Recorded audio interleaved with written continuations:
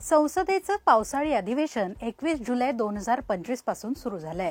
हे अधिवेशन 21 ऑगस्ट 2025 पर्यंत चालणार आहे। संसदेच्या अधिवेशनात सगळ्या पक्षांचे खासदार आपापले मुद्दे मांडत असतात।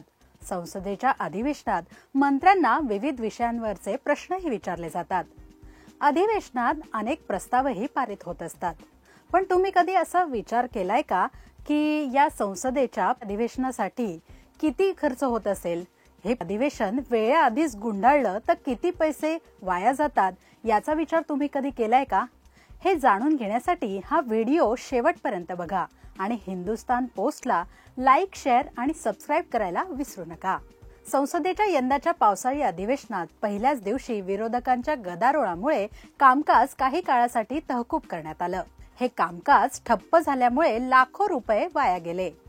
लोकसभेचे माजी सरचिटणीस पीडीटी आचारी यांनी काही वर्षांपूर्वी सांगितलं होतं की संसदेच्या 1 मिनिटाच्या कामकाजासाठी साधारणपणे 2,50,000 रुपये इतका खर्च येतो। याचाच अर्थ अधिवेशनातील 1 तासाच्या कामकाजासाठी साधारण 1.5 कोटी रुपये इतका खर्च होत असतो। जर संसदेचं कामकाज पूर्ण दिवस चाललं तर खर्चाचा हा आकडा 9 कोटींपर्यंत पोहोचतो। नियमानुसार संसदेच्या सभागृहामध्ये अधिवेशन काळात रोज 6 तास काम चालतं। यंदाचं पावसाळी अधिवेशन 21 दिवस चालणार आहे। या पावसाळी अधिवेशनाचा विचार केला तर मिनिटाला 2.5 लाख अशा हिशोबाने 7,560 मिनिटांसाठी 189 कोटी रुपये खर्च केले जाणार आहेत।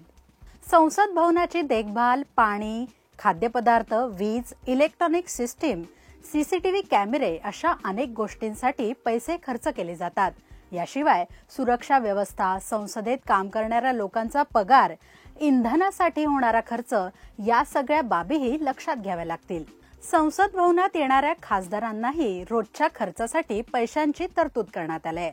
संसदेच्या अधिवेशनातील प्रत्येक गोष्ट सामान्य नागरिकांपर्यंत पोहोचवण्यासाठी लाईव्ह टेलिकास्ट आणि आयटी सिस्टीम देखील सक्षम असावी लागते। त्यासाठीही कोट्यवधी रुपये खर्च होत असतात। आता असं सगळं असतानाही संसदेतील गदारोळांची मालिका काही थांबलेली नाहीये। प्रत्येक अधिवेशनात ती सुरूच असते।